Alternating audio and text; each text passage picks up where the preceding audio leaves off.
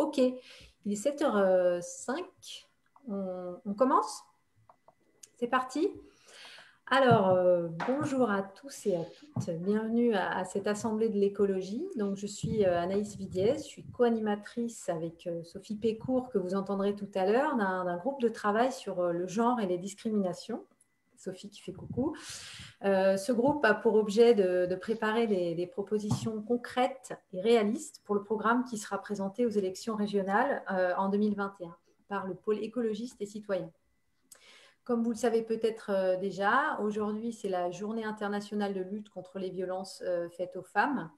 Et à cette occasion, on a voulu réunir des personnes qui agissent contre les violences faites aux femmes pour faire une action de sensibilisation déjà et discuter ensemble de ce qui peut et doit être fait en priorité.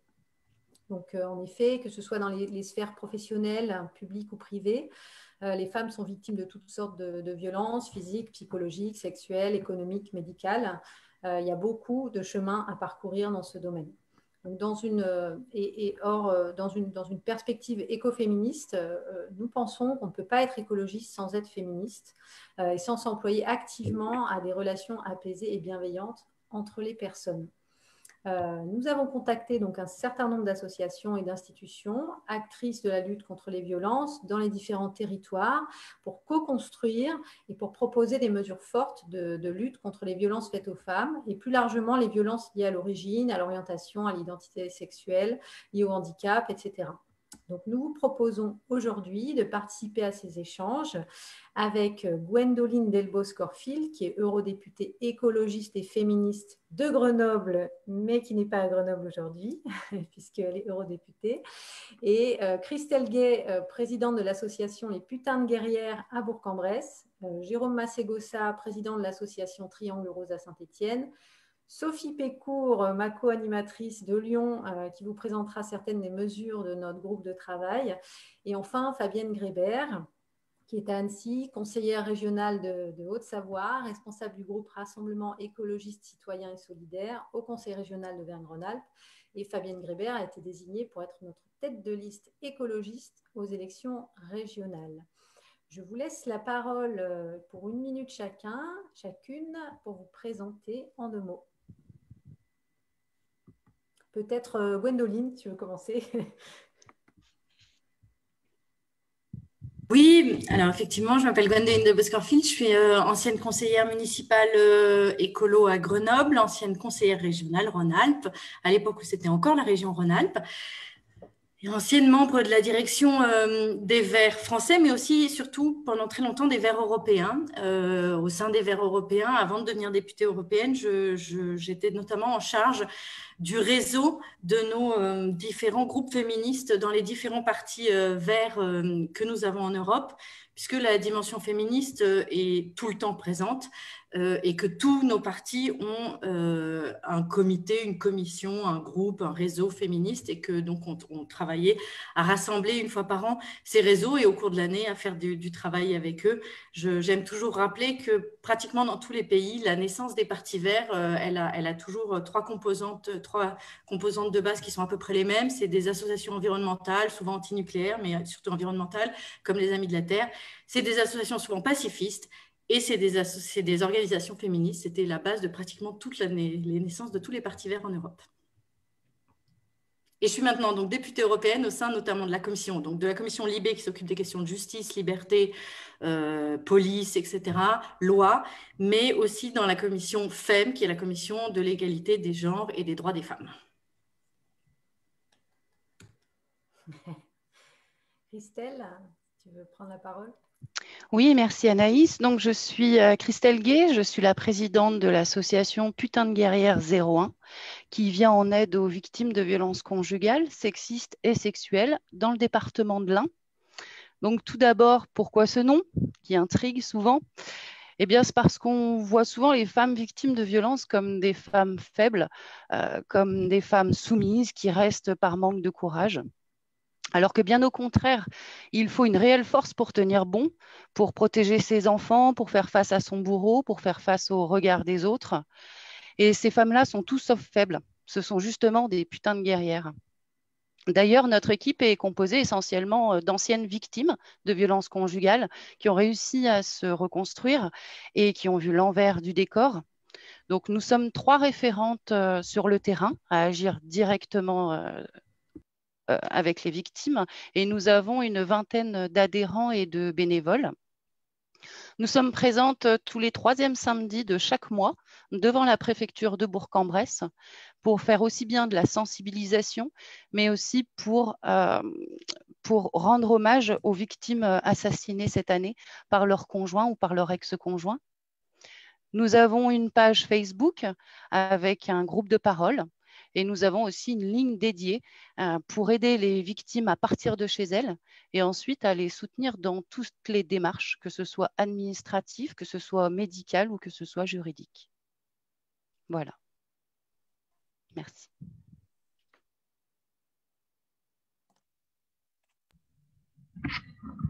Bonjour tout le monde, merci Anaïs. Donc je me présente, Jérôme Massé-Bossa, je suis le président de l'association Triangle Rose depuis quelques semaines.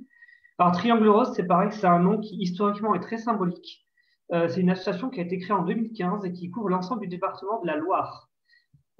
Si sur ce territoire, le terreau associatif était fourni sur les actions culturelles, au contraire, très peu d'actions étaient axées sur la sensibilisation et sur l'accès et à la défense des droits LGBTQI+. Ce sont ces questions-là qui ont motivé la création de notre structure. Nous abordons plusieurs prérogatives. Tout d'abord, l'accompagnement social, psychologique ou l'accompagnement aux démarches des personnes qui sont victimes, premièrement, mais aussi le soutien et l'accompagnement des personnes qui sont en questionnement sur leur sexualité ou leur identité de genre. Ensuite, nous abordons beaucoup la question de la sensibilisation au milieu scolaire, mais aussi auprès des professionnels des entreprises et du grand public. Notre association est aussi l'organisatrice de la Pride de Saint-Étienne depuis 2019. Et enfin, depuis peu, nous sommes aussi très attachés à l'interpellation des politiques et des pouvoirs publics et à un véritable travail de défense des intérêts, notamment auprès des candidats aux différentes élections municipales, départementales, régionales ou législatives. Et c'est pourquoi nous avons accepté avec joie votre sollicitation et je vous en remercie. Merci Jérôme. Sophie? Tout de suite, c'est moi. Oui, pardon. Sophie Pécourt, donc je suis militante Europe Écologie Les Verts et donc je co-anime au sein du pôle écologiste avec donc Anaïs qui elle-même est Génération Écologie. Nous co-animons ensemble ce groupe de travail genre et discrimination pour travailler sur la construction du projet pour les élections régionales à venir. Alors ce groupe de travail, on est 45 personnes, c'est un beau travail collectif et on s'est donné comme mission de regarder tout ce qui a trait à l'égalité femmes-hommes, mais au-delà, tout ce qui a trait à la lutte contre les discriminations, en allant jusqu'à la lutte contre les violences pour toutes les personnes victimes de discrimination sur des motifs divers au-delà du genre, comme Anaïs l'a indiqué en introduction. Pour nous, l'objectif, c'est d'aider à la mise en place d'un programme cohérent, réaliste. Un dialogue avec les associations fait partie des choses qui nous nourrissent. Donc, merci à tout le monde d'être là et merci aux participantes et aux participants. Merci Sophie. Fabienne.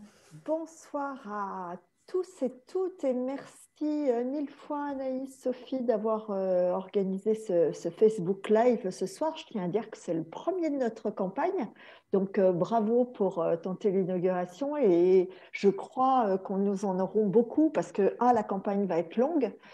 Donc, nous aurons la possibilité de porter ces sujets pendant de longs mois. Et puis, il va bien falloir accepter aussi que nous aurons beaucoup de rendez-vous à distance. Mais néanmoins, cette rencontre est aussi l'occasion de rappeler l'importance du lien humain. Et c'est quelque chose avec mes collègues du Rassemblement citoyen écologiste et solidaire sur lesquels nous avons eu l'occasion de nous battre depuis le début de notre mandat. Donc moi, j'en profite pour me présenter, je suis conseillère régionale, je viens d'Annecy, c'était mon premier mandat et donc j'ai eu le privilège d'être désignée comme tête de liste pour conduire cette liste à la région et je crois que la région a bien besoin de femmes puisque depuis 5 ans, nous constatons toutes les entraves qui sont faites aux femmes et les difficultés qu'elles doivent subir à travers effectivement la casse sociale depuis le début du mandat de Laurent Wauquiez, avec près de 1000 suppressions d'emplois dans le secteur associatif et le planning familial. Le Centre d'information du droit des femmes a été largement victime de ces coups de clair dans les projets. Deux, on constate des logiques, je dirais, de réparation des dégâts. Et effectivement, Laurent Wauquiez met en place, juste après le confinement, des logements pour les femmes victimes de violences. Mais c'est sans compter tout le travail de SAP qui a été engagé pendant 5 ans préalablement et sur lequel, là, on n'a pas restauré de lien familial là-dessus. Et puis 3, ce que je constate aussi dans ma démarche au sein de la région, c'est cette logique de patriarcat. Je vous invite à regarder les vidéos. On va avoir des assemblées plénières encore bientôt au niveau de la région. Et vous pourrez constater le peu de prise de parole qui est laissée aux femmes. On est vraiment dans cette logique-là. Donc, c'est 3 points sur lesquels il y a fort à faire et sur lequel on doit effectivement restaurer une place de la femme en politique. Voilà ce que je pouvais dire en intro. Merci beaucoup, Fabienne. Alors, avant qu'on poursuive, je veux juste rappeler que vous pouvez réagir et poser vos questions sur l'outil qui est prévu. Donc, dans Zoom, c'est le Q&R, question-réponse ou Q&A pour ceux qui l'ont en anglais. C'est en bas à droite de Zoom. Et vous pouvez aussi réagir sur le Facebook Live. On a quelqu'un qui va lire toutes vos questions et qui les posera tout à l'heure. Je vous propose de commencer par faire un point général sur la situation. Gwendoline, est-ce que tu veux commencer? Oui, alors, déjà commencer par dire qu'au niveau européen, ce n'est pas une compétence de l'Europe d'agir sur ces questions-là, une compétence directe. C'est pour ça que parfois, d'ailleurs, c'est compliqué face à des États membres qui aujourd'hui refusent de mettre en place un certain nombre de choses ou s'éloignent de nos valeurs, même si dans tous les textes européens, il y a quand même des chartes et des traités à la base qui disent clairement l'égalité des droits et le refus de la discrimination selon le sexe, l'orientation sexuelle, l'identité sexuelle qu'on souhaite se donner, la religion, etc. etc.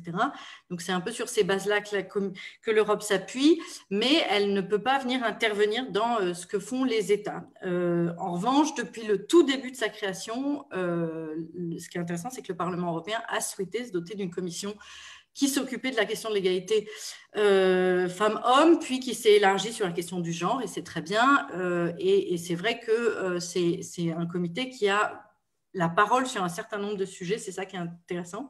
Et puis l'autre chose que je voulais juste dire en préambule, c'est qu'il y a un institut spécifique de l'Union européenne, financé par l'Union européenne, qui permet de trouver des infos, fait des enquêtes, et ça c'est crucial, puisque évidemment une des grandes batailles, c'est la bataille des données, des infos, des enquêtes, pour sensibiliser, pour alerter, puisque dans beaucoup de nos États membres, il y a effectivement aujourd'hui des États qui régressent, mais dans beaucoup de nos États membres, en théorie, beaucoup de choses sont faites pour l'égalité et pour le refus de la discrimination en général, mais entre la théorie et l'effectivité, c'est toujours là qu'on a un problème, et c'est ça qu'il est intéressant d'avoir pour lequel il est toujours intéressant d'avoir des données, parce que quand on n'a pas ces données, on a toujours du mal à faire comprendre aux gens que s'il y a encore des énormes différences et que si les violences, par exemple, faites aux femmes sont abyssales, c'est un nombre hyper important et il y a un refus de prendre conscience tant qu'on n'a pas les chiffres. Donc la bataille des chiffres, elle est très intéressante. Elle s'accompagne aussi d'une bataille de sensibilisation parce que, je donne souvent cet exemple, il y a eu en 2015 une grande enquête faite dans toute l'Europe auprès d'échantillons de femmes et on s'est retrouvé avec un résultat qui était un petit peu compliqué à gérer puisque, par exemple, il y avait beaucoup plus de femmes suédoises qui disaient subir des violences que de femmes polonaises, ce qui a permis évidemment à l'État polonais de tout de suite dire nous, on a des valeurs familiales, tout va bien chez nous, vous voyez bien, les femmes ne disent pas subir de violence, puisque le problème de la perception est encore très fort et que évidemment une Suédoise considère que déjà lui parler violemment est quelque chose qui est de l'ordre de la violence, alors qu'une Polonaise, malheureusement, acceptera qu'une gifle n'est pas encore de l'ordre de la violence. Donc, on a aussi un gros travail sur la perception à faire pour que ce qu'on récolte comme données soit utile. Alors, sur l'état des lieux, les chiffres, ils sont toujours assez durs et je les ai perdus là, évidemment, excusez-moi. Bon, j'y reviendrai sur les chiffres parce que le temps que je les retrouve, je les avais juste devant moi. Par contre, ce que je voulais dire, c'est qu'il y a des outils. Les outils, c'est la Convention d'Istanbul, évidemment, c'est souvent l'outil qui est le plus connu. C'est un texte qui redit tout ce que les États devraient refuser. On est bloqué aujourd'hui sur cette Convention d'Istanbul parce que c'est un texte qui ne suffisait pas qu'on vote au Parlement européen, qu'on vote à la Commission, qu'on vote au Conseil. Il fallait aussi qu'après, tous les États le ratifient. Aujourd'hui, il y a des États qui refusent de le ratifier. Donc, la Convention d'Istanbul est un peu dans ce moment un peu mystérieux où tout le monde s'y réfère et en réalité, elle ne peut pas être transposée dans le droit des États membres et donc s'appliquer dans chaque État membre puisqu'elle n'a pas été ratifiée. Il y a d'autres outils, notamment il y a beaucoup de programmes de financement d'associations qui luttent contre les violences faites aux femmes, qui luttent contre les discriminations, évidemment qui aident les populations, les personnes LGBTI, les minorités, les populations discriminées de manière générale. Et puis, il y a un gros travail de sensibilisation qui est fait par le Parlement et donc un espèce de rôle un peu de chien de garde au Parlement. Régulièrement, on vote des textes, on alerte sur des situations, on écrit des lettres aux États membres, on leur râle dessus parce qu'ils ne font pas ce qu'il faut par rapport aux violences faites aux femmes. Mais ceci étant dit, on est dans une situation où, évidemment, la question des violences, elle ne fait que refléter un problème bien plus global et systémique qui reste que l'immense inégalité économique, l'immense inégalité sociale, effectivement, et toute l'histoire qu'on porte derrière, mais aussi toute la question, et on utilise de plus en plus l'outil de l'intersectionnalité pour dire qu'il y a des femmes qui vivent encore plus de violence, les femmes issues de minorités, les femmes LGBTI, les femmes transgenres, les femmes handicapées, les femmes roms, et que ces femmes-là, elles subissent aussi tout un système qui leur complique la vie jusqu'aux institutions elles-mêmes. Et puis, il y a la question de la représentation, évidemment, et là aussi, on peut faire des choses en termes d'éducation, puisque la grosse problématique qu'on a encore aujourd'hui, c'est évidemment d'élever toutes nos petites filles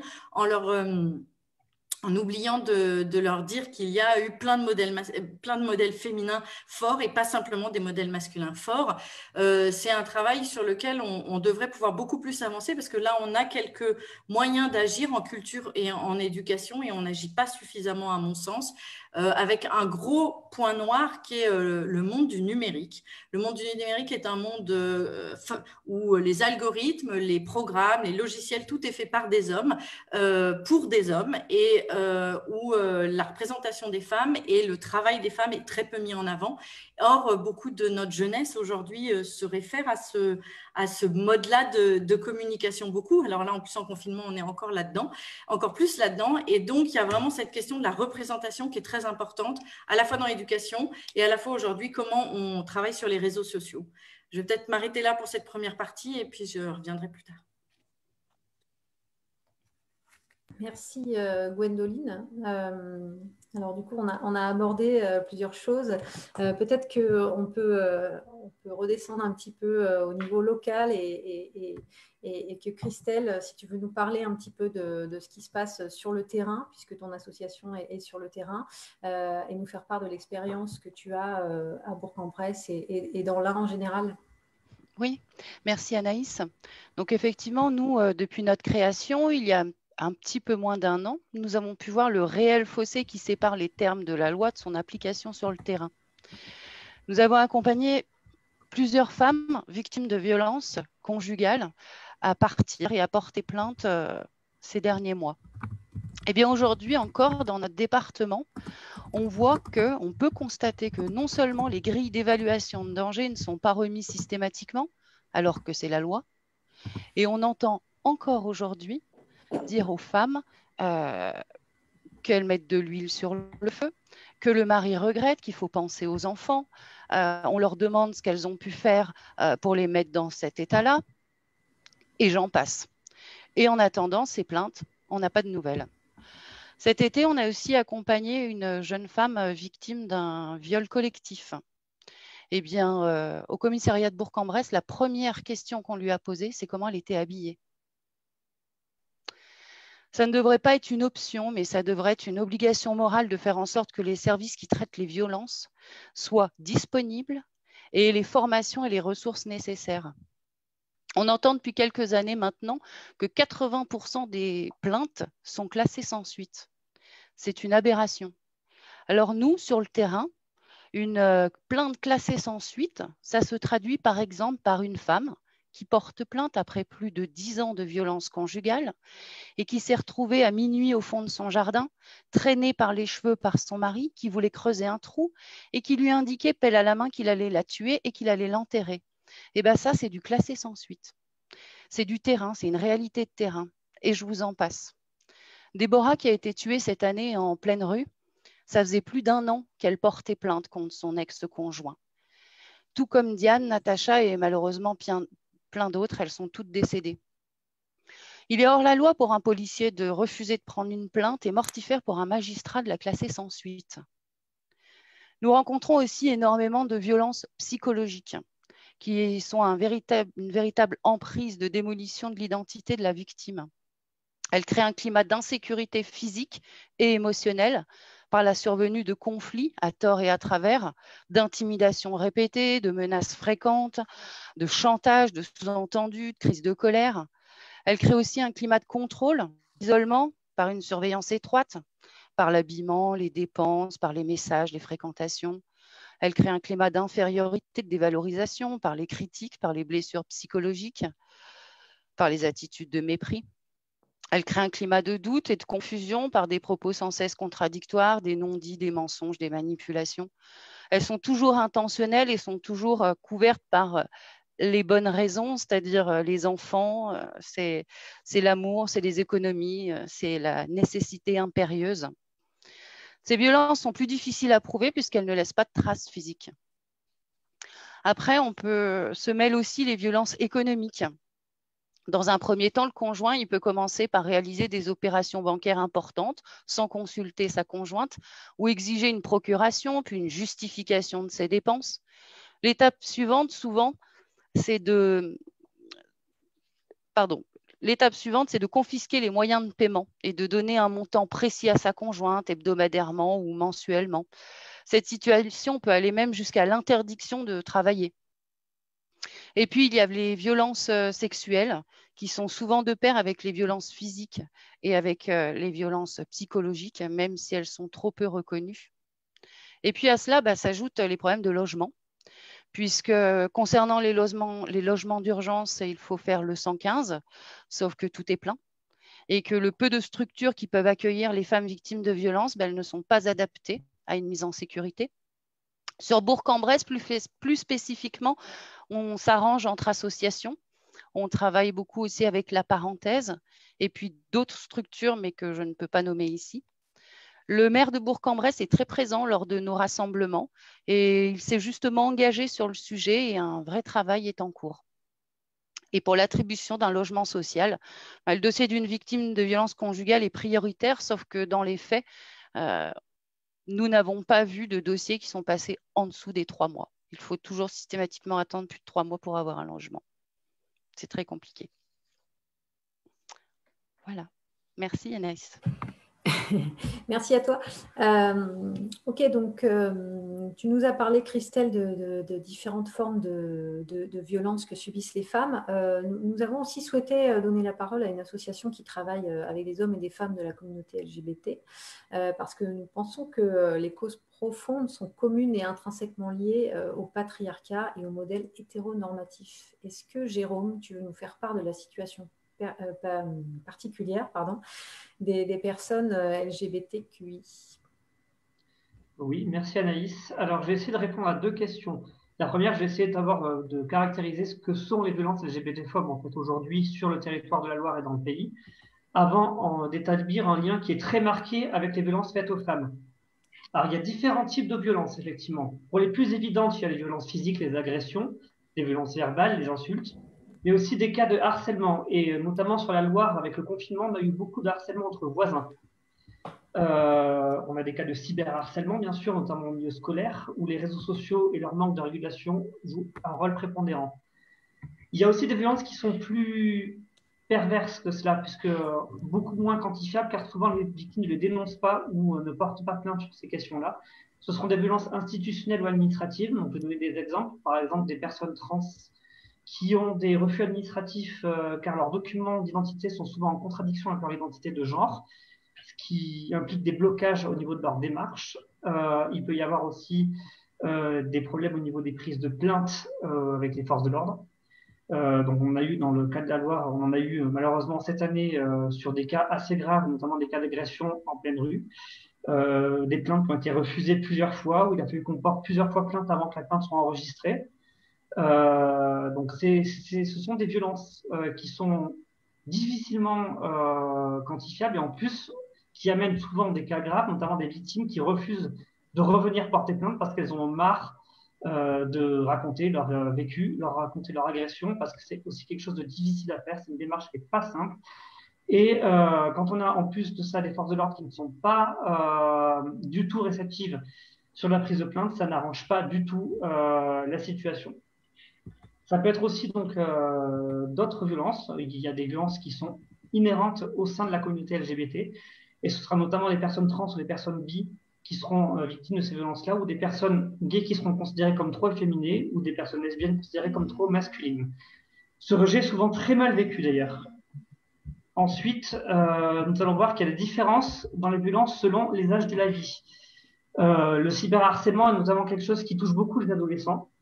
Les discriminations au travail, forcément, touchent beaucoup les personnes adultes, mais on a aussi des personnes âgées qui sont victimes d'une violence spécifique, qui est le retour au placard quand elles sont en maison de retraite dans les EHPAD, car leur homosexualité est souvent très mal vécue par les résidents de ces structures-là. Nous avons aussi des différences selon les lieux.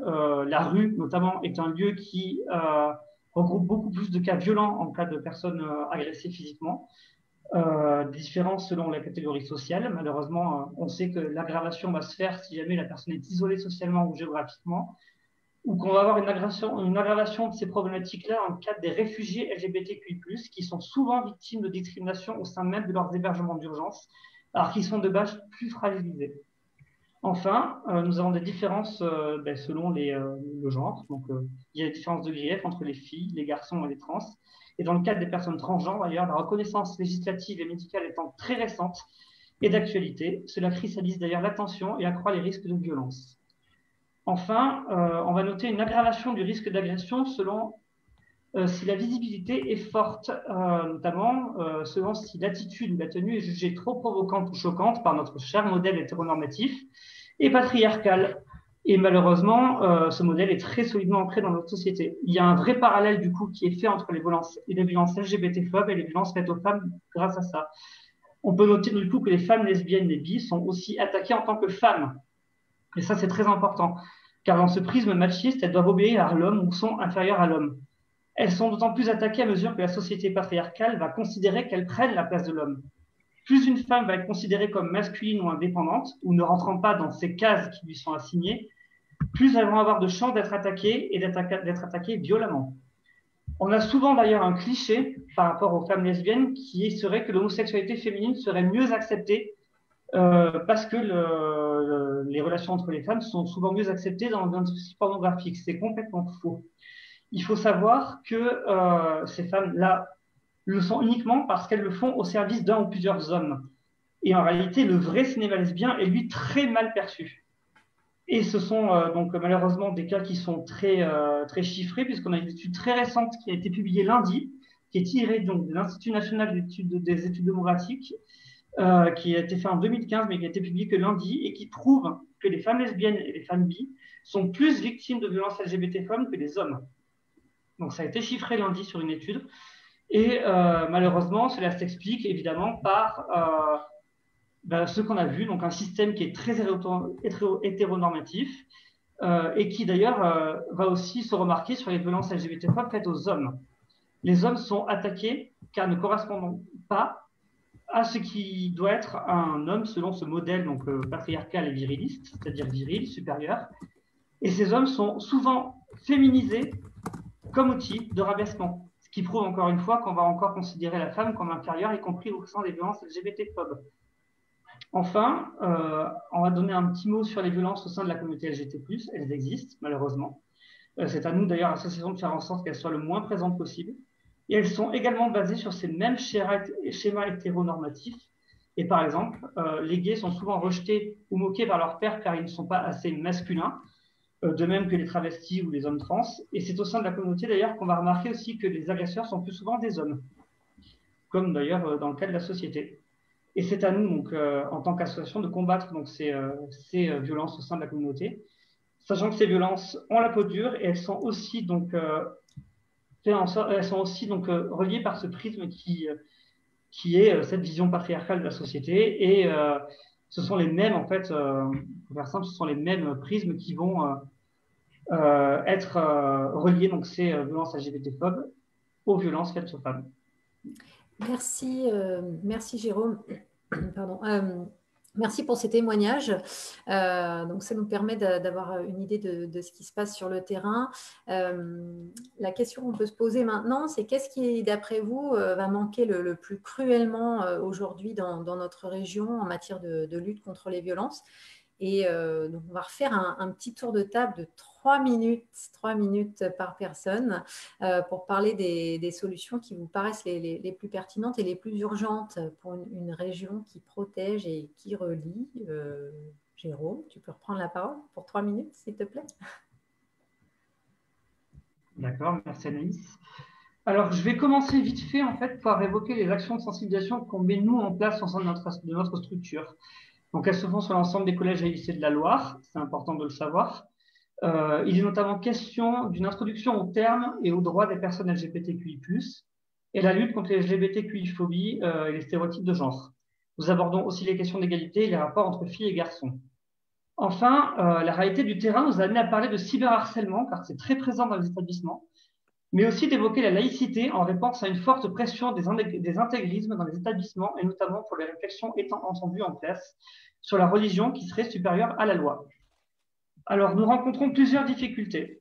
La première, c'est la couverture des zones les plus reculées de notre département. Nous sommes des bénévoles, et c'est important de le savoir, nous n'avons pas de salariés, assurant donc une mission de service public, et ça ne nous permet pas forcément de toucher aussi facilement des établissements ruraux comme ceux de Perreux ou de Noiretal qu'un lycée de la métropole stéphanoise. Nous avons aussi des difficultés institutionnelles. Les démarches d'agrément, notamment, sont très longues, en plus d'un manque de reconnaissance par les rectorats et les inspections d'académie, notamment sur nous qui sommes une structure locale par rapport à une structure qui serait nationale. Enfin, nos actions en milieu scolaire sont soumises au bon vouloir des chefs d'établissement, mais aussi et surtout au bon vouloir des DAZEN et du rectorat, ce qui peut nous poser des problèmes en cas de frilosité de ceux-ci sur ces problématiques, ou pire en cas de désaccord. Et enfin, d'actualité, la Covid-19 ne nous permet pas d'intervenir sur le terrain actuellement. Donc, nous sommes en réflexion pour faire des interventions numériques en visio, ainsi que des modules clés en main pour les enseignants, mais ça ne remplace pas la présence physique sur le terrain donc, de nos intervenants. Qu'est-ce que nous attendons de la région Auvergne-Rhône-Alpes? Alors, avant tout, un véritable soutien moral et financier sur nos actions et notre fonctionnement. Nous n'avons que trop souffert en tant qu'association de la suppression des subventions qui ont été décidées lors de ce mandat, et notamment les subventions sur les festivals et les associations culturelles, ainsi que du procès d'intention qui a été fait sur notre utilité lancé par la majorité de Laurent Wauquiez. Nous entendons ensuite que la région Auvergne-Rhône-Alpes appuie les projets de sensibilisation dans les lycées et puisse veiller à la bonne volonté de chacun sur ces questions. C'est d'autant plus important que les associations ne peuvent plus intervenir en ce moment, comme on l'a vu, en raison de la Covid-19 sur le terrain, alors que les problématiques de violence et de harcèlement LGBT-phobe, elles, s'accroissent. Enfin, et ça c'est très important, il faut une vraie coordination au niveau institutionnel entre villes, métropoles, départements et régions dans un premier temps, mais aussi entre ces structures-là et les structures associatives qui œuvrent sur le terrain pour permettre de toucher les populations des zones les plus isolées, la ruralité, les vallées, mais aussi les quartiers les plus pauvres qui sont souvent les plus isolés dans nos villes. Donc voilà ce que j'ai à dire sur ces questions-là. Merci Jérôme. Christelle, tu veux nous faire part de ce qui te paraît le plus pertinent, le plus urgent pour la région Auvergne-Rhône-Alpes? Oui, merci Anaïs. Donc, en priorité, il faut mettre en place une formation et une sensibilisation de l'ensemble des professionnels susceptibles d'intervenir auprès des femmes victimes de violences conjugales, que ce soit les professionnels de la santé, du social, de l'éducation, des forces de l'ordre, de la justice, car être en capacité d'écouter et d'interroger une victime, ça s'apprend. Une femme qui se rend au commissariat pour porter plainte doit être prise en charge efficacement et avec bienveillance. Elle doit être écoutée, crue et soutenue. D'où la pertinence d'avoir des référents violences dans les commissariats et dans les gendarmeries. Il faut aussi impérativement qu'elles soient informées sur leurs droits et sur les ressources mises à leur disposition. De plus, une audition bien menée permet ensuite aux magistrats de prendre les mesures de protection qui s'imposent, car des lois et des dispositifs, il en existe, ils n'attendent qu'à être appliqués. Il faudrait aussi mettre en place des réseaux de proximité, je te rejoins Jérôme, qui rassembleraient police, justice, médecins, travailleurs sociaux et associations pour une coordination dans la prise en charge des victimes. Il est vital aussi de prendre en compte les enfants. Ce sont des victimes collatérales. En 2019, sur 151 femmes assassinées, 75 étaient mamans et elles laissent 155 orphelins derrière elles, dont 8 qui ont été témoins du meurtre de leur maman et 21 qui ont été assassinés par leur père. Les enfants qui entendent ou qui assistent à des scènes de violence entre les parents sont toujours des victimes. Ce sont des victimes directes lorsqu'ils sont eux-mêmes frappés, insultés, humiliés, menacés, et des victimes indirectes lorsqu'ils sont exposés. Ces violences peuvent se prolonger au-delà de la séparation. Les enfants sont souvent instrumentalisés pour maintenir l'état d'emprise sur l'autre parent. Ainsi, l'impact des violences conjugales sur les enfants est particulièrement grave et fréquent. Les décisions de justice ne tiennent compte que trop peu souvent des violences conjugales dans l'organisation de la vie des enfants après la séparation du couple et partent du postulat que la vie de couple est peut-être finie, mais que les parents, eux, doivent continuer à être ensemble. C'est plus possible. Il faut garantir l'intérêt supérieur des enfants co-victimes de ces violences. Et puis, je reviendrai sur les problèmes de logement. Il faut certes plus de places, mais dans des centres d'hébergement spécifiques, sécurisés pour les femmes victimes de violences et pour leurs enfants. Et puis, il faut qu'elles soient ouvertes 24 heures sur 24 et qu'elles soient disponibles pour qu'une femme victime de violence puisse quitter son domicile à toute heure. Édouard Philippe avait annoncé la création de 1000 places d'hébergement supplémentaires en 2020. Nous sommes le 25 novembre 2020. Nous n'en avons pas vu la couleur. En attendant, on pleure la 87e victime de féminicide de l'année. Merci Anaïs. Merci à toi, Christelle. Peut-être Gwendoline, si tu veux prendre la parole, nous donner une dimension, une perspective plus politique de tout ça. Ouais, alors c'est vrai que étant ancienne conseillère régionale, j'ai effectivement quelques idées sur la question, même si Fabienne pourrait aller un peu plus dans le détail. Bon, il y a évidemment tout le travail de la sensibilisation, je crois que ça a été dit, de l'accompagnement de toutes les associations qui travaillent sur ces questions-là et l'importance effectivement aussi de l'Assemblée elle-même qui peut refléter quelque chose. Quand Fabienne dit que comment ça se passe dans l'Assemblée, ça raconte quelque chose. Évidemment que nos comportements dans le monde politique reflètent la société et vice-versa, donc ça c'est important. Il y a les événements qu'on peut créer, etc. La région, elle peut donner ou pas une visibilité à ça et décider d'être d'un côté ou de l'autre, j'ai envie de dire, et visiblement c'est l'autre côté qui a été choisi.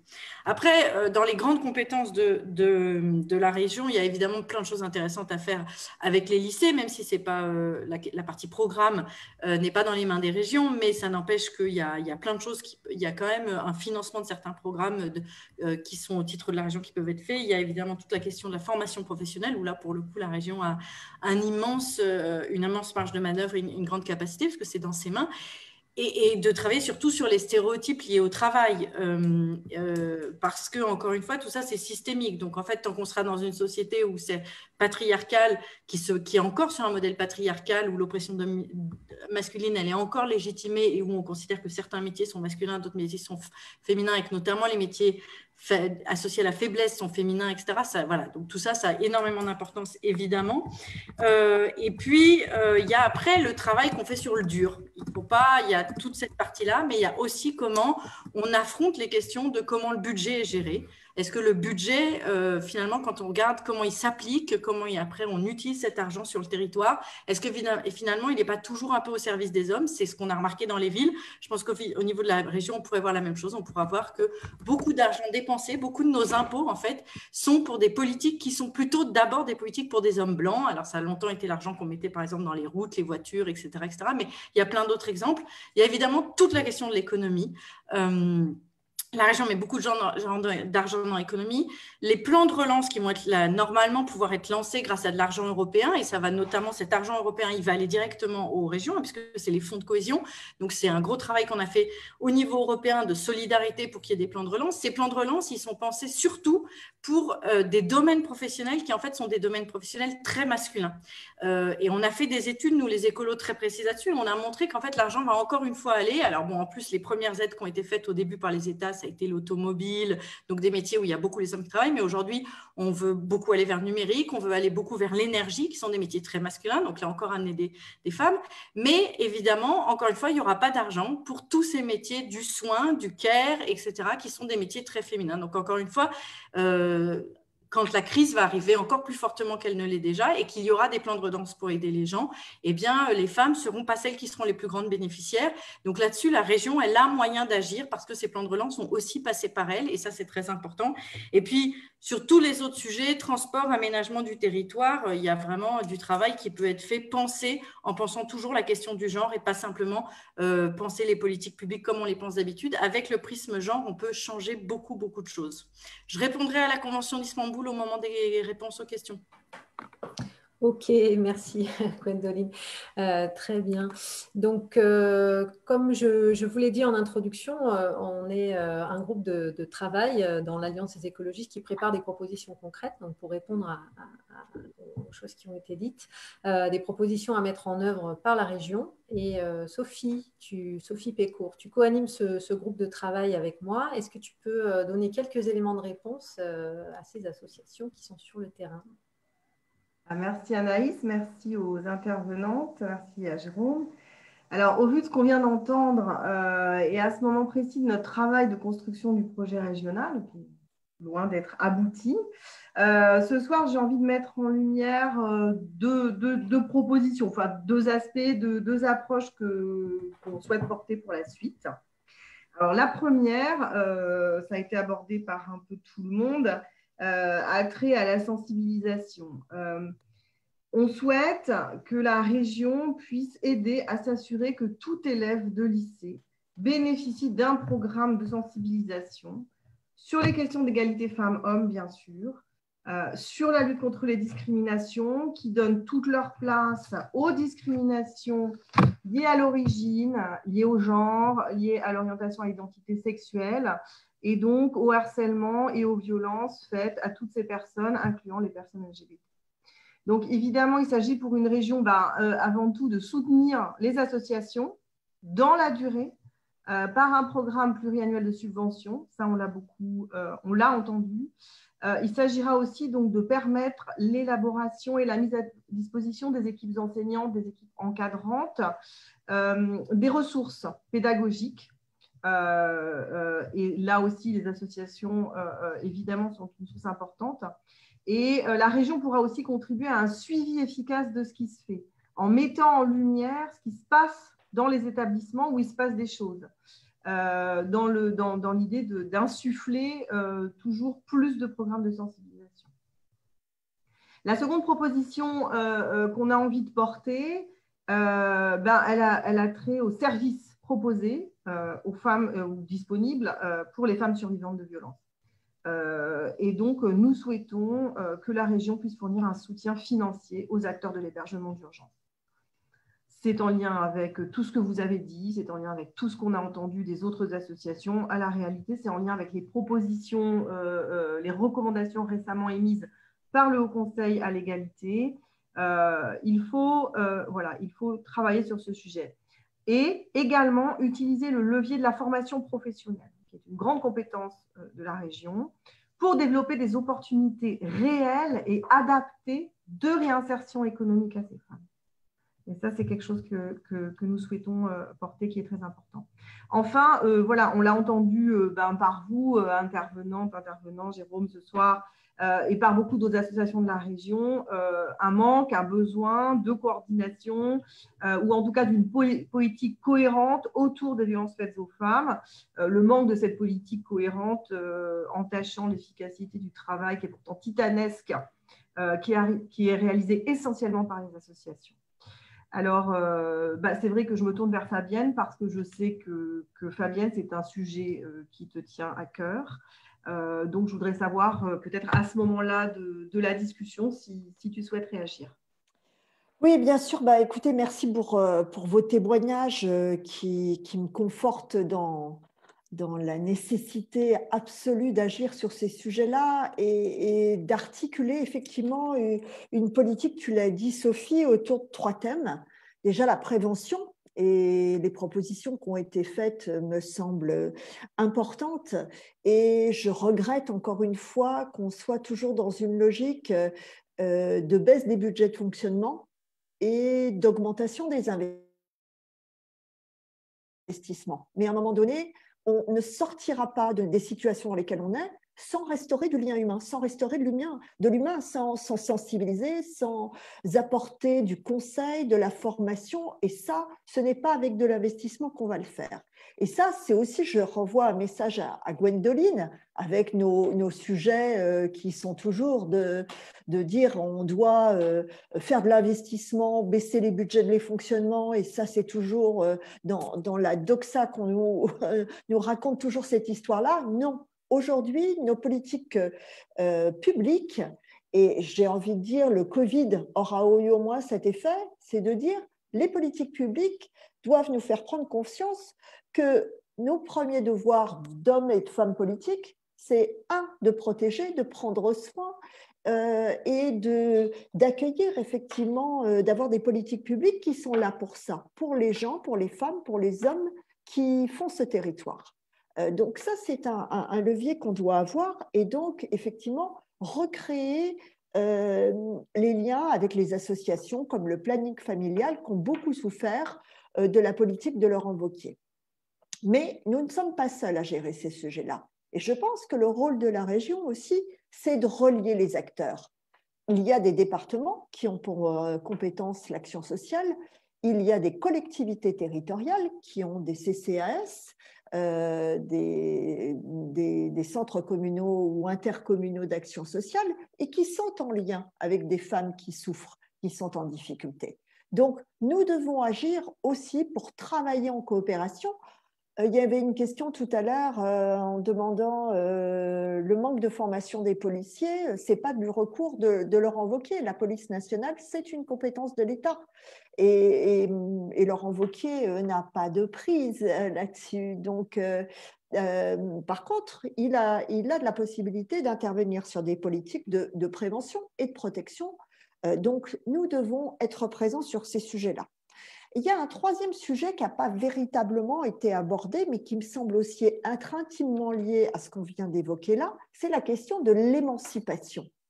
De la question de l'émancipation par le retour à l'emploi et de l'émancipation par la prise de pouvoir des femmes. Et je voudrais en profiter pour redire aussi que quand on regarde dans des assemblées, même si aujourd'hui,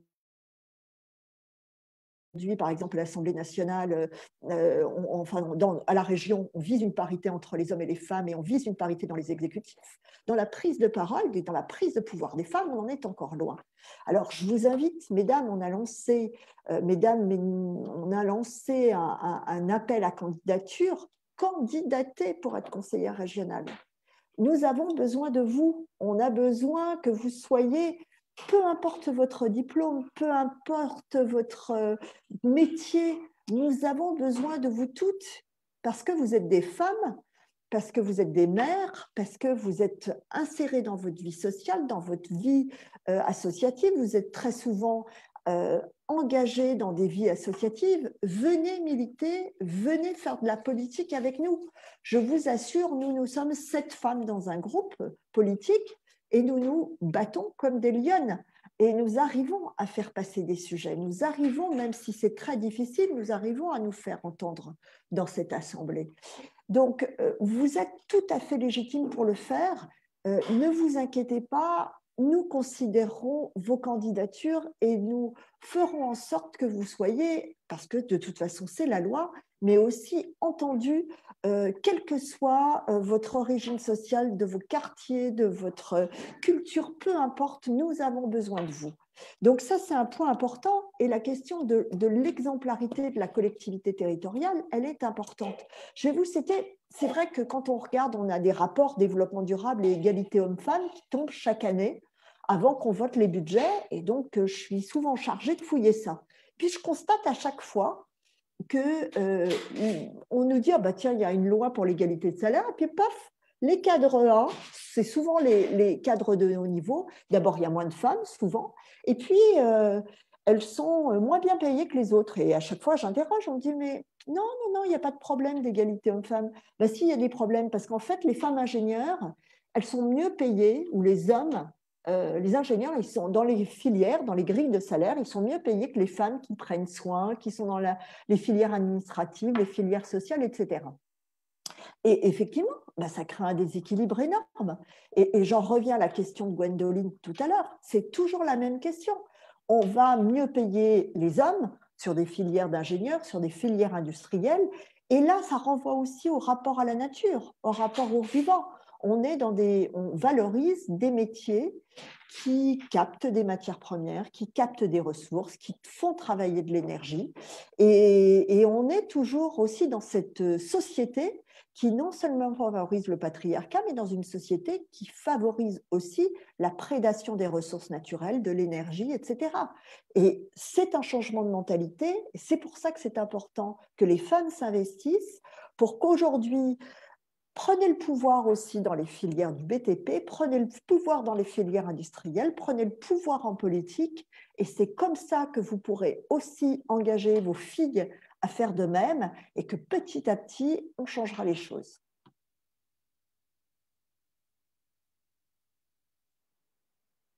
Merci Fabienne. Donc, on va maintenant passer à une série de questions, donc donner la parole aux personnes qui sont venues assister à cet échange. Donc, vous avez vu que vous pouvez poser vos questions dans le petit onglet Q&R en bas à droite de Zoom. Il y a déjà des questions qui sont arrivées. Donc, je vais laisser la parole à Lionel qui va nous donner une première série de questions. Alors oui, dans cette première série de questions, la première question qui a été posée, c'était de rappeler, ça a été évoqué aussi après dans le chat, ce que contient un peu plus la Convention d'Istanbul et surtout, quels sont les points précis qui dérangent pour que certains pays refusent de les ratifier, de la ratifier. Donc, cette convention, j'y vais tout de suite. Oui, cette convention, elle contient des choses logiques et assez simples, hein, une définition de la violence, des crimes, des différentes formes de la violence, des crimes. Non seulement elle les définit, mais elle dit que tous les États devraient reconnaître que c'est des crimes, etc., et l'inclure dans leur loi. Évidemment, il y a la question de, encore une fois, la sensibilisation, pousser les États à la sensibilisation, les médias, ne pas travailler avec les médias pour que les stéréotypes ne soient pas dans les médias, l'accompagnement des assos, etc. Il y a un gros travail, il y a plein de points qui sont sur la prévention, donc comment on prévient les violences, comment on a des assos qui travaillent sur la question, encore une fois, voilà.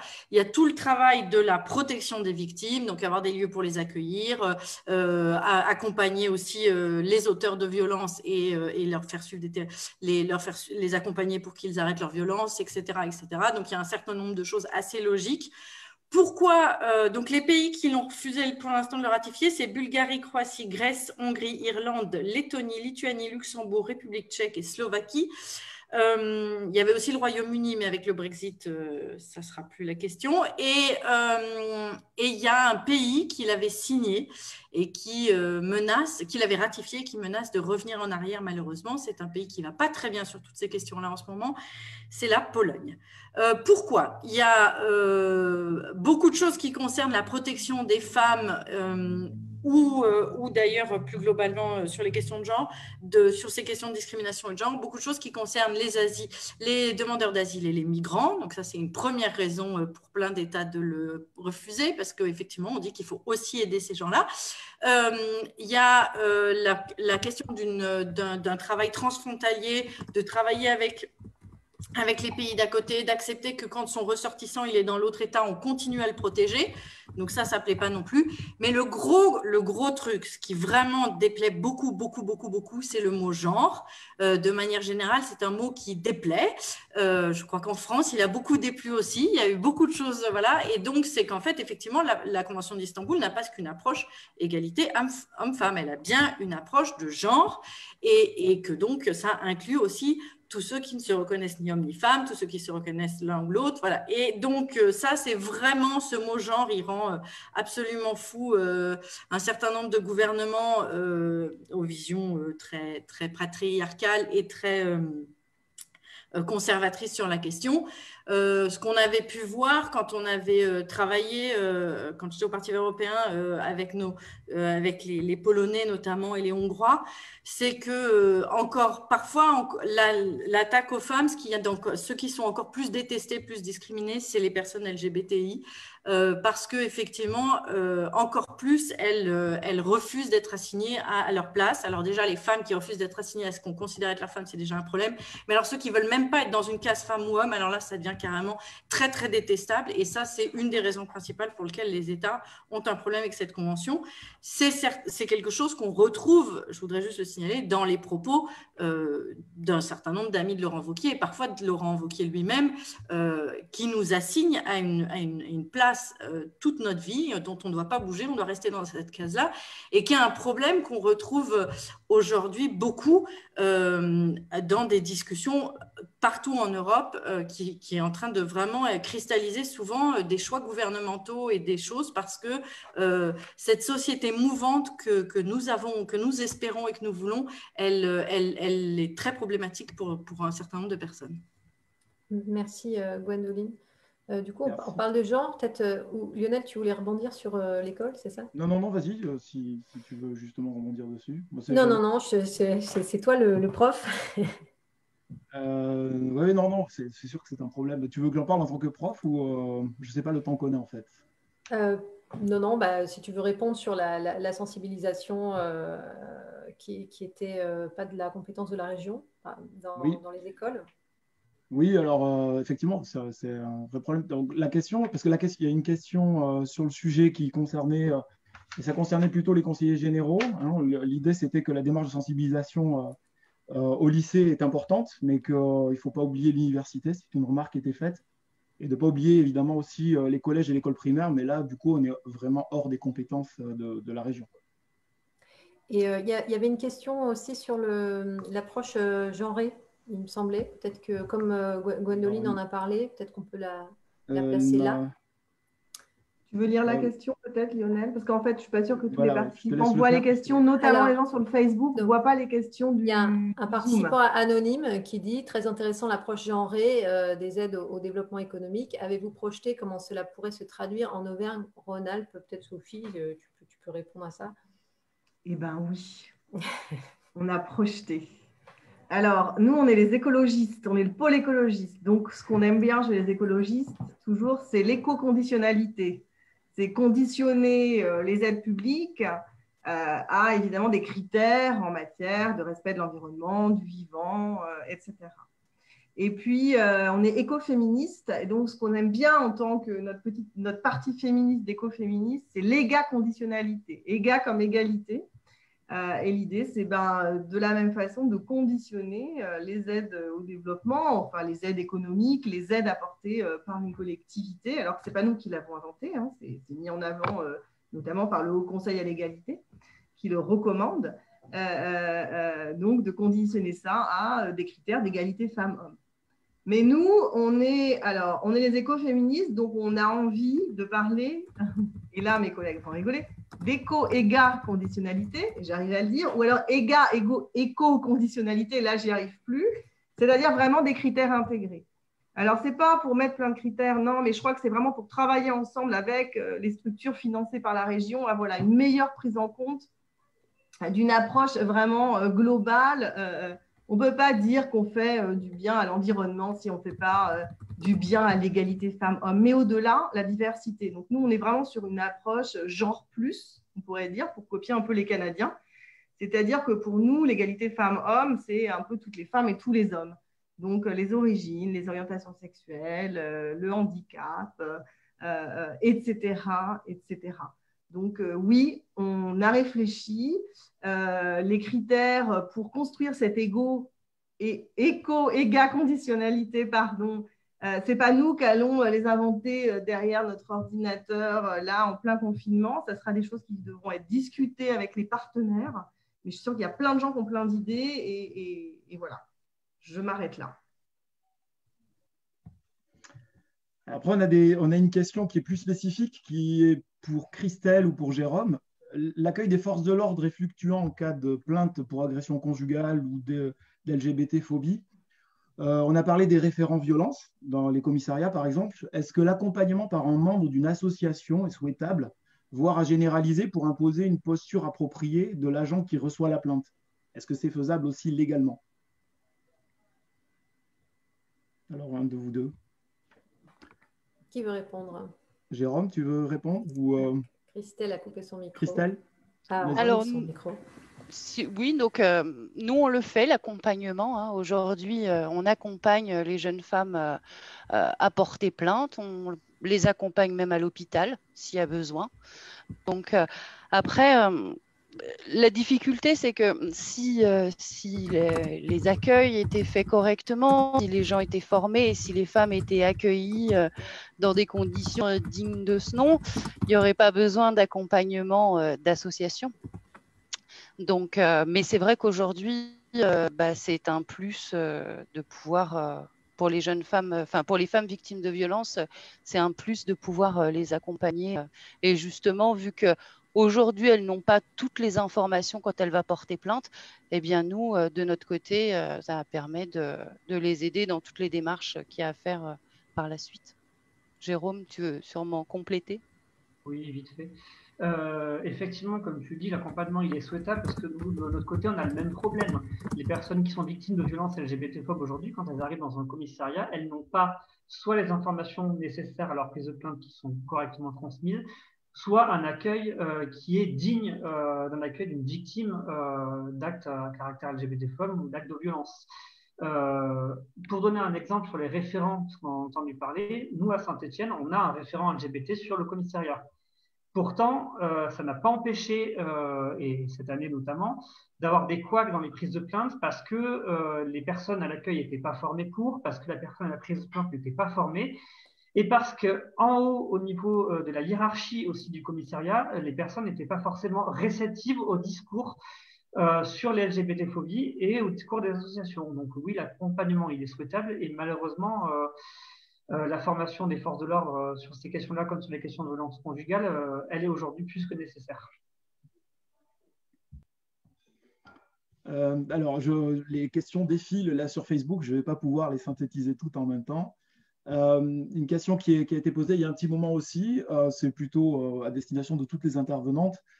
Peut-on imaginer de traduire en justice l'État ou la région pour inaction contre les violences faites aux femmes, comme le font des associations pour l'inaction sur le changement climatique, notamment en s'appuyant factuellement sur le manque de formation des policiers, la réduction des coûts pour le planning familial, le temps de 3 mois pour trouver un logement, etc. Qui veut prendre la parole? Malheureusement, j'ai peur que ce soit compliqué de faire ça, d'autant qu'à un moment donné, il y a un vote démocratique et que les électeurs ont voté pour Laurent Wauquiez, donc ils vont voter aussi pour ces politiques-là. Donc, le meilleur rempart face à cette inaction, c'est le bulletin de vote. Ça ne veut pas dire qu'il n'y ait pas ça et là des choses répréhensibles, mais comme je le disais tout à l'heure, La police, ce n'est pas de la compétence de Laurent Wauquiez, et c'est à nous, derrière, la réduction des subventions planning familiales, c'est des politiques publiques. Malheureusement, nous devons, effectivement, si nous devons, la meilleure chose qu'on puisse faire, c'est de mettre un bulletin de vote et d'inviter les gens à aller s'inscrire sur les listes électorales et à voter.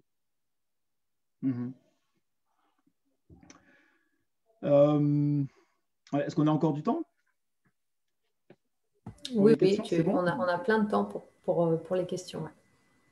Alors, elles s'accumulent, je les lis un peu au fur et à mesure. Ça a été très calme pendant un bon moment. Et tu peux peut-être en poser 2, 3 d'affilée si tu penses que ça se groupe bien. En les synthétisant, ouais.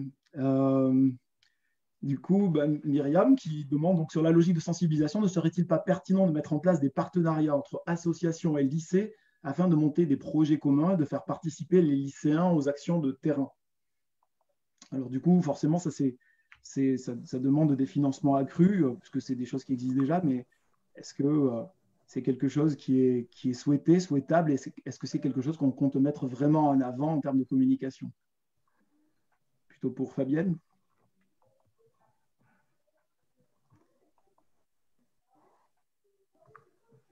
Fabienne, non? Je n'ai pas entendu, excusez-moi. Est-ce que justement un partenariat accru entre des associations et les lycées est un point qui est à mettre en avant, et en particulier en termes de communication? Est-ce que c'est quelque chose, un choix qui sera fait ou pas?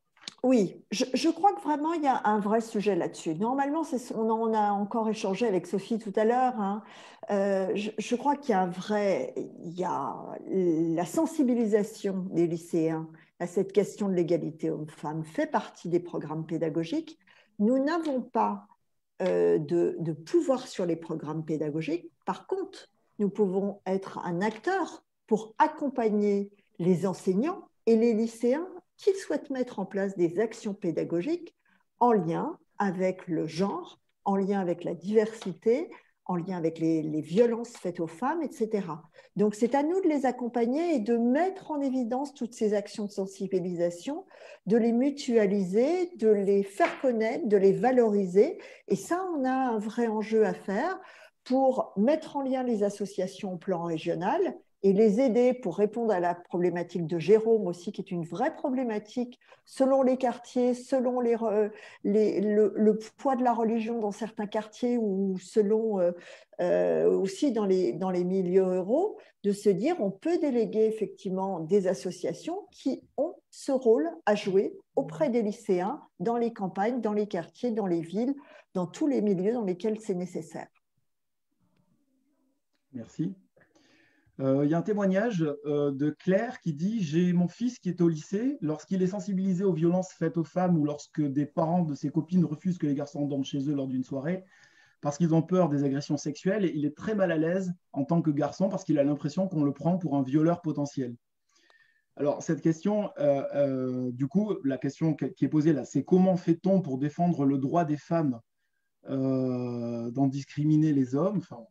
Et on peut peut-être l'étendre à un autre point, c'est il est nécessaire qu'il y ait plus de mixité dans beaucoup de métiers. C'est aussi le cas, par exemple, pour la petite enfance, où il serait peut-être souhaitable qu'il y ait plus d'hommes dans la petite enfance. Et on est souvent confronté à ce même problème d'une crainte de la part de candidats masculins à vouloir aller vers la petite enfance pour éviter peut-être des difficultés potentielles de plainte ou de méfiance, tout simplement. Je ne sais pas qui veut répondre à...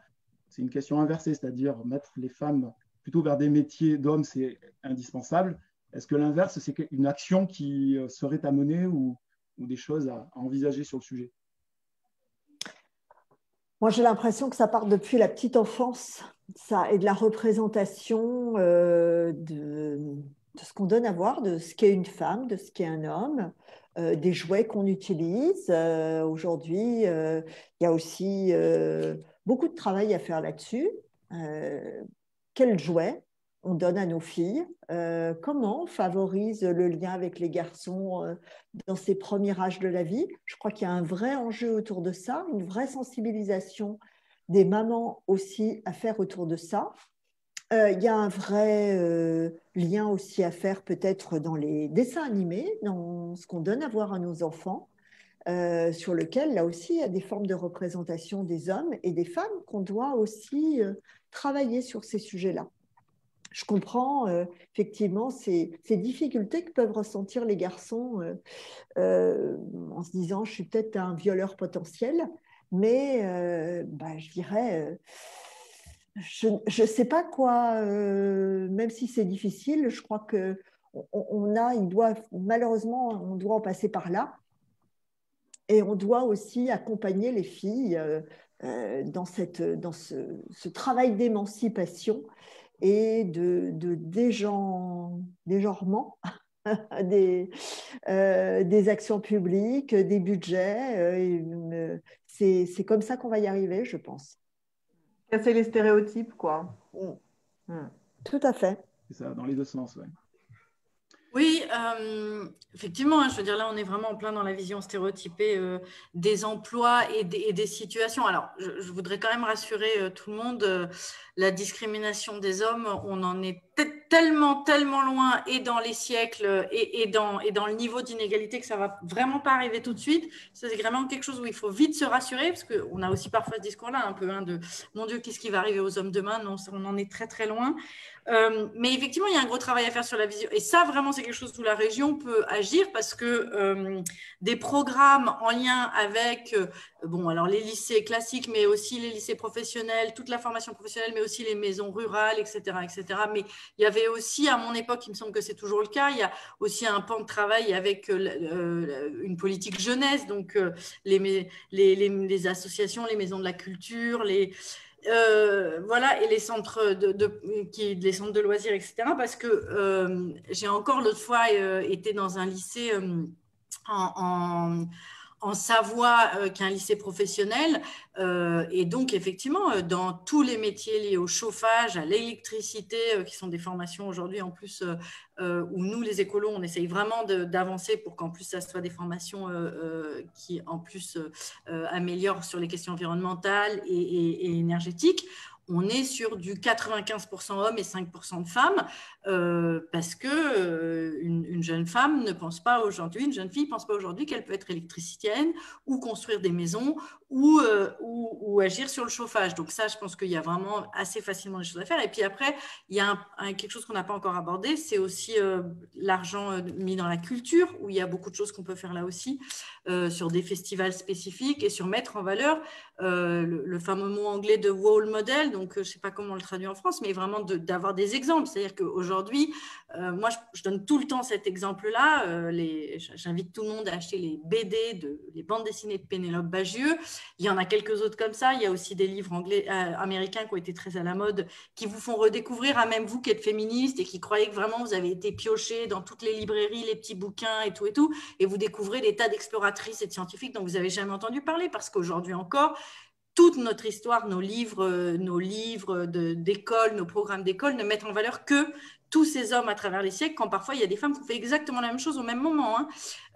Et ça, il y a un gros travail qu'on peut faire aussi dans l'aide à la culture pour présenter des exemples d'eux. Et effectivement, je trouvais intéressant l'exemple que vous venez de donner aussi de l'autre côté masculin, c'est-à-dire qu'effectivement, présenter des exemples d'hommes périculteurs, d'hommes qui aident à accoucher, d'hommes qui s'occupent de la petite enfance, et que effectivement c'est aussi un métier qui s'adresse aux hommes. Ça, je pense qu'il y a un travail très intéressant qui peut être assez facilement mis en place par la région. Merci. Et puis, c'est vrai que la région, par exemple, sur le numérique, essaye de recruter des femmes. Mais il y a aussi toute une représentation de la violence sexuelle dans les jeux vidéo. Par exemple, on a beaucoup matraqué, donné des subventions pour des jeux vidéo, pour des organisations de week-ends de jeux avec des jeux très violents. On n'a rien à faire là-dessus, même si c'est une activité économique mondialement connue, etc. C'est à nous aussi de promouvoir et de mettre des critères sur les programmes culturels que l'on veut mettre en évidence. Et cette question-là est un élément fondamental, effectivement. Une question tout à fait différente concernant l'hébergement d'urgence. Au niveau de l'hébergement d'urgence, est-ce qu'il y a un état des lieux qui est fait sur… Il y a un déficit donc, de places en hébergement d'urgence. Est-ce que c'est un problème qui se pose surtout en milieu rural? Est-ce que c'est un problème qui se pose en milieu urbain? Quelles sont les priorités à mettre en place là-dessus? C'est une question qui est posée. Je ne sais pas qui c'est qui peut répondre à ça. Est-ce qu'on a une idée des difficultés tant en ville que dans les milieux ruraux? Fabienne, est-ce que tu sais si déjà à l'heure actuelle des études sont faites sur le manque milieu rural, milieu urbain? Et s'il y a des priorités? Très sincèrement, je n'ai pas de réponse là sur ces sujets-là. Je ne sais pas si ça touche plus particulièrement les villes et les milieux ruraux. Je ne sais pas si Christelle, Jérôme, vous avez des retours là-dessus ou... Peut-être juste, Fabienne, peut-être ce qu'on peut dire déjà, c'est le fait qu'on n'a pas d'infos. En fait, on n'a pas d'infos parce que ce n'est pas suivi, ce n'est pas monitoré, et notamment par la région, parce que là, pour le coup, la région est quand même un bon échelon pour suivre ce genre de choses. Donc, finalement, effectivement, on a quand même zéro info. Alors après, je sais que Jérôme, alors on sait qu'il y a un manque de places d'urgence, ça, il est partout, les associations, il y avait eu des engagements au moment du Grenelle. Là, il y a des choses qui semblent vouloir se dessiner, mais bon, on veut mettre 25 € par jour et par personne, alors que ça en coûte plutôt entre 40 et 50. Donc, la ministre dit, je ne suis pas à 25 € près. Ben, si tu n'es pas à 25 € près, il faut les mettre. Voilà. En tout cas, ça, c'est un vrai manque. Donc, c'est vrai que tout le monde, à toutes les échelles, s'engage. À chaque fois, on dit que ce n'est pas le rôle de… Mais c'est peut-être pas le rôle de la ville, c'est peut-être pas le rôle de la métropole ou du département, c'est peut-être pas le rôle de la région, mais au final, c'est le rôle de l'État et les collectivités s'y mettent. En tout cas, ce que Jérôme, tu nous avais raconté, je parle sous ton contrôle, c'est que notamment, par exemple, pour les jeunes LGBT, notamment les jeunes garçons homosexuels qui vont être en rupture familiale du fait de leur homosexualité, c'est extrêmement compliqué. Il y a un centre à Lyon, mais il n'y en a pas vraiment ailleurs. Donc, ça veut dire des jeunes qui, du coup, vont être déscolarisés. Donc, il y a vraiment un problème, je crois, sur l'étendue du territoire. On peut le supputer. On n'a pas d'infos, mais le fait qu'on n'ait pas d'infos ne nous rassure pas. Il y a une chose que peut faire la région. Moi, j'ai été confrontée à ça cet été, l'été dernier, par l'intermédiaire de Guillaume Gontard, qui m'avait mis en relation avec une jeune femme qui avait été violentée par son mari, qui était dans un logement d'urgence et qui avait trouvé du travail à Annecy. Et donc, il fallait qu'elle vienne travailler à Annecy, prendre son emploi, mais pas de logement, pas des difficultés énormes pour en trouver, avoir une caution, avoir l'argent d'avance pour se payer un véhicule, pour aller travailler, etc. Là, il faut que la région elle aide là-dessus, parce que la question de l'emploi, c'est une question qui est liée aux compétences régionales.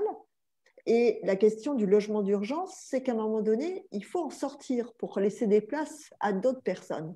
Et donc, il faut revenir dans l'emploi pour pouvoir s'émanciper. Je reviens à ce que je disais tout à l'heure. Et il faut que la région, elle aide à cette question de l'émancipation en aidant les personnes qui ont été victimes de violences à trouver un logement, à pouvoir se déplacer pour aller travailler. Et c'est le meilleur moyen pour qu'on les aide à sortir de leurs difficultés. Et là, il y a des vrais leviers d'action qu'on peut activer. Merci. Une dernière question peut-être plus globale sur le lien entre la région et les associations. Apparemment, aujourd'hui, on est plutôt dans une dynamique d'appel d'offres qui fait qu'on met les associations en compétition les unes avec les autres. Est-ce que du coup, c'est un changement de paradigme qu'on peut attendre du programme que nous allons présenter nous? Et en l'occurrence, est-ce qu'il ne serait pas plutôt bon de coordonner toutes ces associations pour qu'elles travaillent ensemble et non pas en compétition? Oui, je crois tout à fait. On a la même difficulté sur les associations environnementales, hein, où il y a des appels à projets avec un travail énorme d'investissement qui est fait pour faire des propositions auprès des associations. C'est très difficile ce sujet-là, hein, parce que effectivement, c'est de se dire je finance quelles associations, pourquoi j'en financerai pas d'autres. Et à un moment donné, les budgets, surtout dans la période qui va venir, risquent aussi d'être contraints, et il faut qu'on travaille sur ce sujet-là. Moi, c'est ce dont on discutait avec Sophie tout à l'heure. Je pense que le meilleur moyen, c'est effectivement de travailler dans une région qui relie et d'inciter les associations à répondre en groupement à se coordonner et à se dire, voilà, il y a un travail de coordination qui doit être fait au régional, et puis on a des associations qui doivent intervenir, territoire par département par département, bassin de vie par bassin de vie, et on doit organiser ça de cette manière-là. Et ça, je pense que c'est la meilleure réponse qu'on puisse avoir à donner. Merci. Une dernière question donc, de Cécile concernant les personnes tierces. Est-ce que... alors, j'ai pas... C'était une question sur les personnes tierces qui accompagnent dans le trajet de la plainte, de l'accès aux services, aux soins, etc. Je pense que ça avait été mentionné par Christelle. Et du coup, la question de Cécile, c'est comment est vécue la présence d'une personne tierce par l'intéressé et par les interlocuteurs, les prestataires de services, on pourrait dire. Christelle, si tu veux bien répondre. Alors, par les victimes, l'accompagnement est toujours le bienvenu et très utile. L'accueil que l'on reçoit, ça dépend. Il y a des fois où justement, on arrive à vraiment bien travailler avec nos différents interlocuteurs. Et puis, il y a des fois, c'est un peu plus compliqué, quoi. C'est encore pas... Voilà, quand une victime de viol, la première chose qu'on lui dit, c'est comment tu étais habillée. Partant de là, la victime qui arrive en plus avec une association, ça se passe pas forcément très, très bien. Mais il faut souvent faire du forcing, quoi. Mais une fois qu'on est en place, on va dire. Mais voilà, c'est encore pas dans les mœurs de travailler avec les associations directement. C'est quelque chose qu'on aimerait effectivement, qu'on nous appelle même directement quand on n'a pas été contacté par la victime, mais qu'on soit appelé limite par les forces de l'ordre pour justement les aider aussi. On n'en est encore pas là. Et est-ce qu'il y aurait une démarche à faire pour que ce soit systématisé? Est-ce qu'il y aurait quelque chose au niveau politique à faire pour que ce type de démarche soit un peu systématique?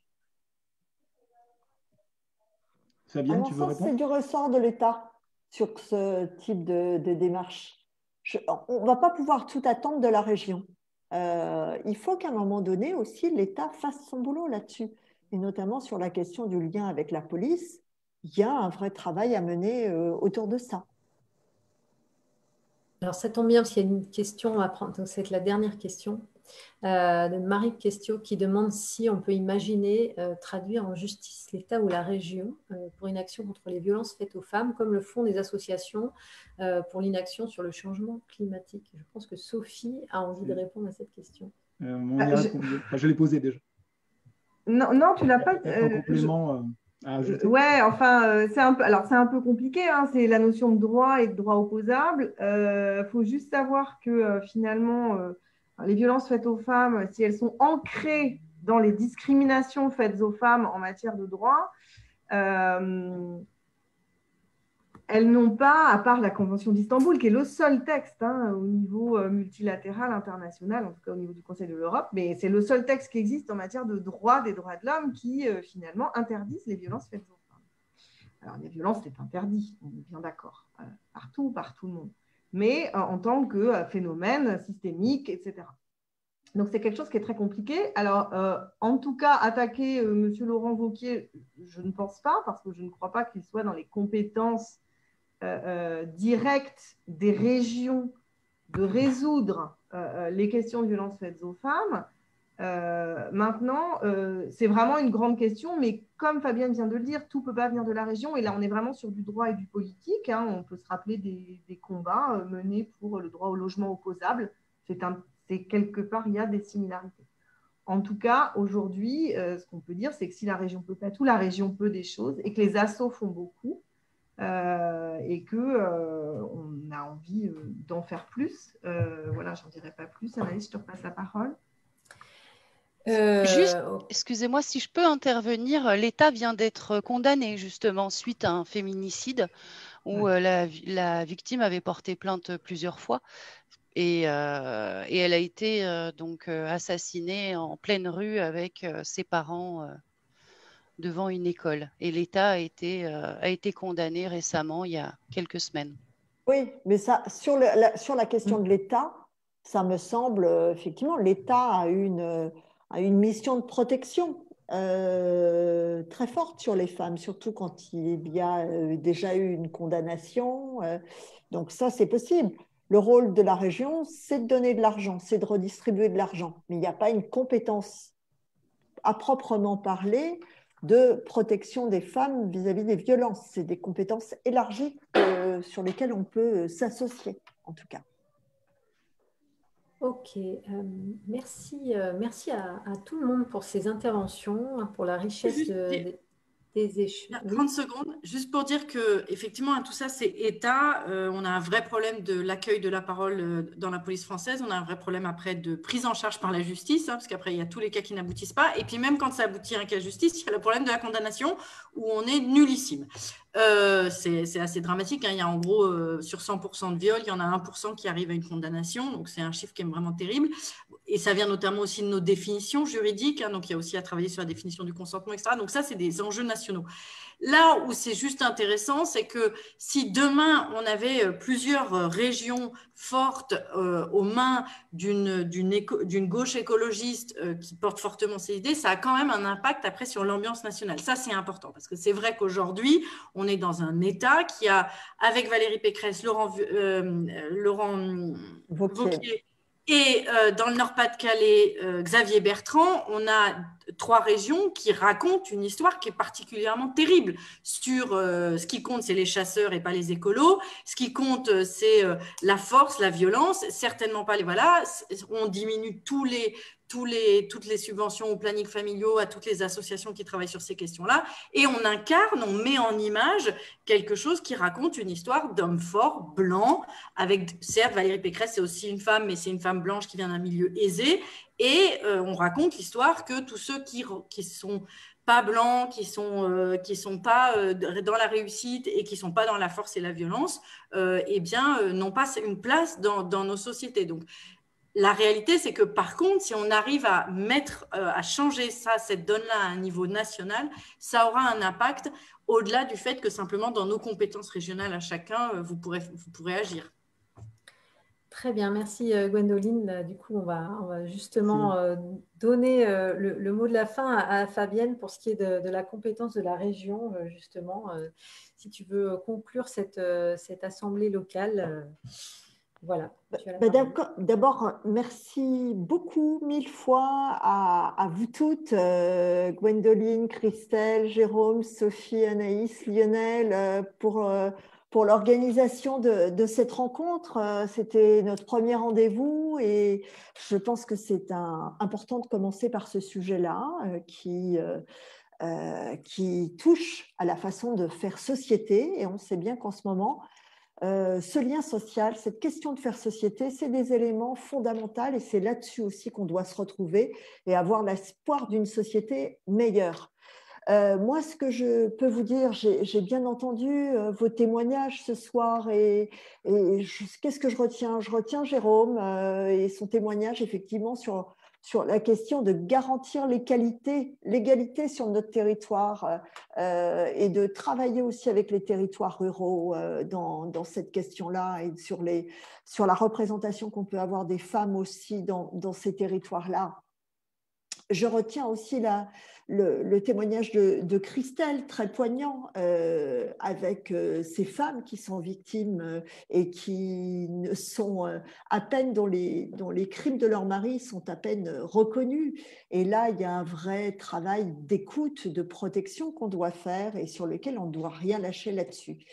Et puis, je pense, comme je vous l'ai dit, que ces politiques, on va y arriver parce que si on est aussi exemplaire dans nos politiques publiques.